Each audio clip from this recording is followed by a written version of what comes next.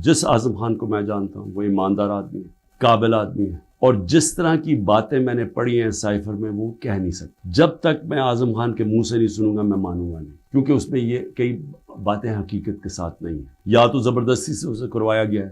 Cipher میں دو مین چیزیں ہیں، باقی تو اور بھی چھوٹی موٹی چیزیں ہیں۔ سب سے بڑی چیز لکھی ہوتی ہے کہ جی عمران خان کو آپ نے عدم اعتماد کی ووٹ میں پاکستان کے پرائم منسٹرشپ سے ہٹانا ہے، اور ایک اور چیز لکھی ہوتی ہے کہ عمران خان نے اکیلا فیصلہ کیا کہ روس جانے کا۔ آپ کو پتہ ہے روس اور تب تک جنگ شروع ہو چکی تھی روس کی یوکرین میں، تو عمران نے اکیلے نے فیصلہ کیا، جبکہ اسد مجید ہمارے ایمبیسڈر کہہ رہے ہیں کہ نہیں، عمران خان نے اکیلا فیصلہ نہیں کیا، یہ سب سٹیک ہولڈرز نے مل کے فیصلہ کیا۔ اسد مجید، سلام کرتا ہوں میں اپنے ایمبیسڈر کو، وہ کہتا ہے اس کے بعد جو مجھے میسج کہ ان کے خلاف آپ کو پروٹیسٹ کرنا چاہیے، ڈیمارش کرنا چاہیے کہ اس نے بڑی غلط زبان استعمال کی ہے۔ غیرت مند ڈپلومیٹ ہمارا، لیکن وہ غیرت یہاں نہیں جاگتی جب وہ یہاں پہنچتا ہے۔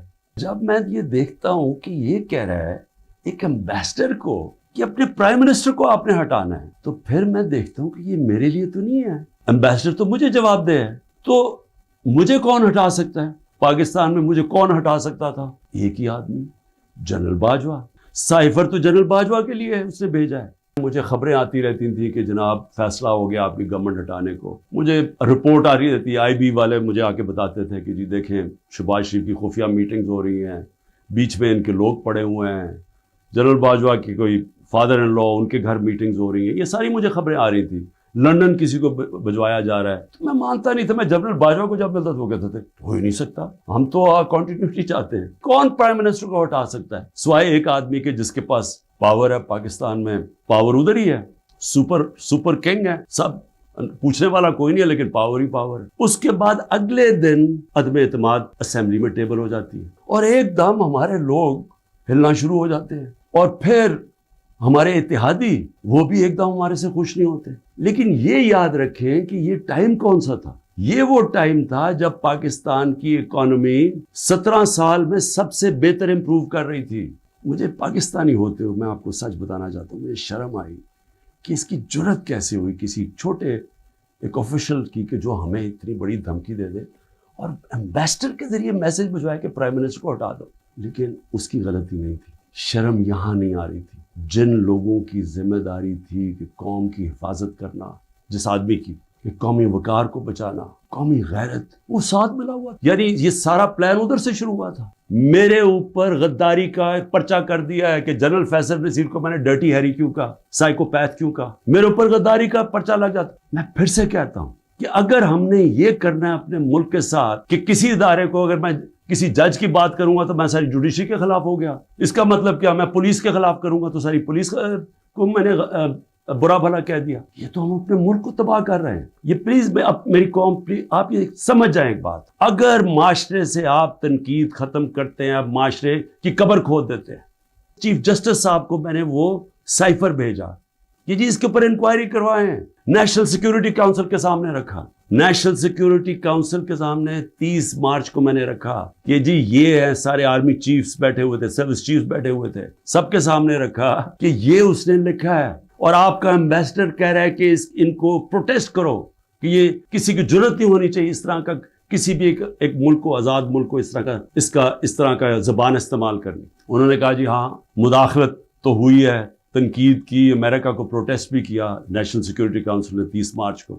میں حیران ہو گیا کہ صرف جی ہم ڈیمارش کرتے ہیں، آپ انکوائری کرنی چاہیے تھی، پوچھنا چاہیے تھا، لکھنا چاہیے تھا کہ اس نے کیوں یہ کہا۔ اور انکوائری جب ہونی تھی تو ایک آدمی نے سامنے آ جانا تھا، جنرل باجوہ نے۔ مسلسل یہ جناب ان کی میٹنگز ہوتی تھی، ان کی وہ چارج افیئر سے ملتے تھے۔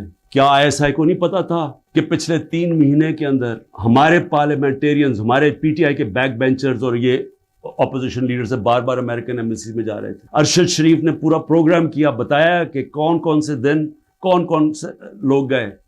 راجہ ریاض کا بتایا گیا، کیا راجہ ریاض وہ فورن پالیسی ڈسکس کرنے گیا تھا؟ جو سب سے پہلے بھاگے وہ امریکن ایمبیسی جا رہے تھے، کیا ان کو نہیں پتا تھا؟ اس کے حصہ تھے، سازش ہو رہی تھی کسی طرح عمران خان کو راستے سے ہٹایا جائے۔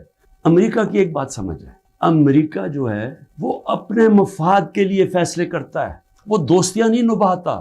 امریکہ اپنے انٹرسٹ کو پروٹیکٹ کرتا ہے۔ ہمارا کام ہے ہم اپنے انٹرسٹ پروٹیکٹ کریں.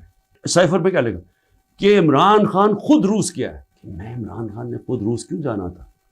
فورن آفس نے مجھے کہا, بیٹھ کے مشاورت ہوئی, ہم نے سارے پاکستان کے ایکس فورن سیکرٹریز کو بلایا, سب نے کہا کہ آپ کا رشیا جانا بہت ضروری ہے, ہمیں اپنے تعلقات ٹھیک کرنے چاہیے. پھر ہمیں 20 لاکھ ٹن گندم چاہیے تھی ان سے, وہ ہم بات کرنا چاہتے تھے, کنسیشن میں تھے.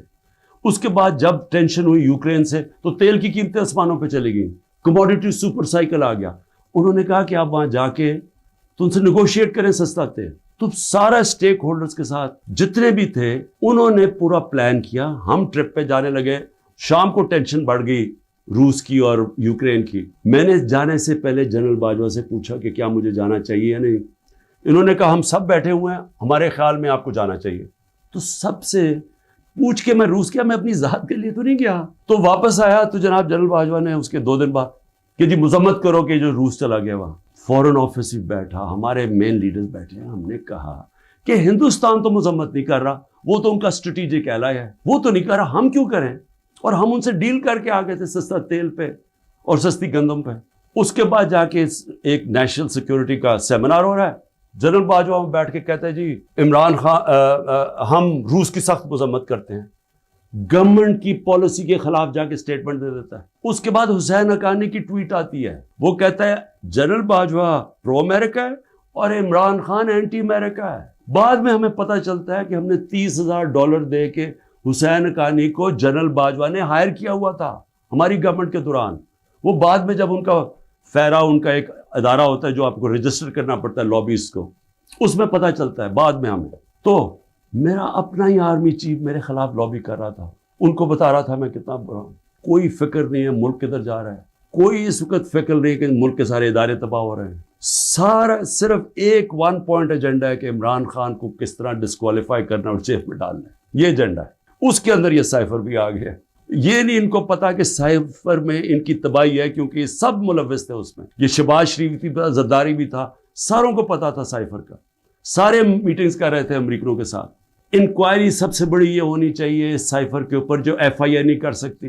اگر صحیح انکوائری کروانی ہے تاکہ ہم آگے یہ غلطیاں نہ کریں, تو انکوائری یہ ہونی چاہیے کہ یہ سازش میں کون کون شریک تھا کہ گورنمنٹ گرا کے ایک ملک کی اکانومی کی تباہ کیا, آج پاکستان کو گھٹنوں پہ رکھ دیا. آج اگر ہم ان کی مدد نہ کرتے اور IMF سے نہ کہتے کہ آپ کی سٹینڈ بائی ایگریمنٹ کے ہم ساتھ ہیں, تو پاکستان ڈیفالٹ کر گیا تھا. ڈیفالٹ کرنے کا مطلب کہ آج لوگوں کا معاشی قتل ہو جانا تھا, جو ہو چکا ہے. اس سے دگنی مہنگائی ہو جانی تھی, بے روزگاری یعنی سارا جو ہماری باہر سے فائنینسنگ ختم ہو جانی تھی, جو آگے آج ہی برے حالات ہیں اس سے دگنے ہو جانے تھے.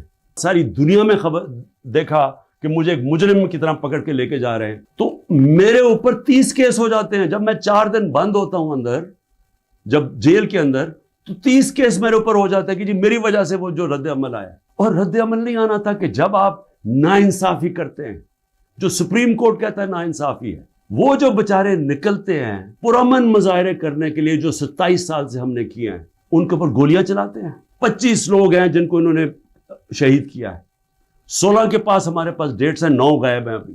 3 لوگوں کی ٹانگیں کٹتی ہیں, ایک آدمی پیرالائزڈ ہے اس وقت, کمر میں گولی لگتی ہے. اور یہ کیا کرتے ہیں, اوپر سے انہی کے اوپر کیس بنا دیتے ہیں. ساری دنیا کے اندر اب ایک کوئی پولیس کی گولی لگی تھی نا ایک فرانس کے اندر, 4 دن سارے فرانس میں آگ لگی, 100 بلڈنگز اور گاڑیاں جلا دی لوگوں نے. تو یہاں کوئی پوچھ نہیں رہا کہ آپ پاکستانی نہیں تھے, اور 100 لوگوں کو گولیاں اور لگتے ہیں, اور جن کو ایک کو جس کو گولی لگتی ہے ٹانگ کٹ جاتی ہے اس کو پکڑ کے جیل میں ڈال دیتے ہیں. حکومتیں چلتی ہیں اخلاقی قوت پہ, ڈنڈے مار کے جانور چلتے ہیں, ڈنڈے مار کے نہیں چلوا سکتے آپ لوگوں کو اگر آپ یہ سمجھتے ہیں کہ اس کی ظلم کی وجہ سے یہ چوروں کو تسلیم کر لے گی قوم, جو 30 سال سے ملک کو لوٹ رہے ہیں, جن کے پیسے باہر پڑے ہیں, جن کی سارا یہ جیسے انہوں نے اقتدار سے لے پھر باہر بھاگ جانا ہے, تو اگر یہ سمجھتے ہیں کہ لوگ اس خوف کی وجہ سے ان کو تسلیم کر جائیں گے, مجھے ترس آ رہا ہے ان لوگوں کے اوپر جن کی یہ سوچ ہے.